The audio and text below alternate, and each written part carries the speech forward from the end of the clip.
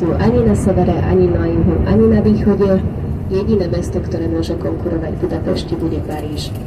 Ja osobne som trošku zaujatá, mne sa Budapešť páči viac, ale samozrejme nechám na každého z vás, aby ste si potom spravili závery. Koľko ste už boli v Paríži? Dobre, niektorí ste boli, kto ešte nie, tak na budúce môže ísť aj tam si to porovnať. Ja len veľmi rýchlo ešte napíšem do lodnej spoločnosti, že celá skupina v podstate skoro celá sa rozhodla ísť na tú plavbu.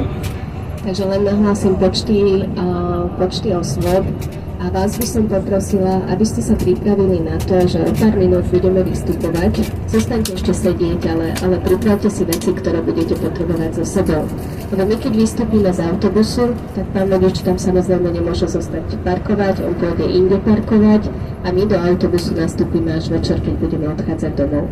Takže všetky veci, ktoré budete potrebovať so sebou, tým myslím šály, čiapky, peniaze, mobilné telefóny a tak ďalej, to prosím zoberte so sebou. Ak tu máte niečo na cestu, že ste si zobrali jedlo na cestu alebo deky, vankúše, toto kľudne môže v autobuse zostať, tam bude zatvorený.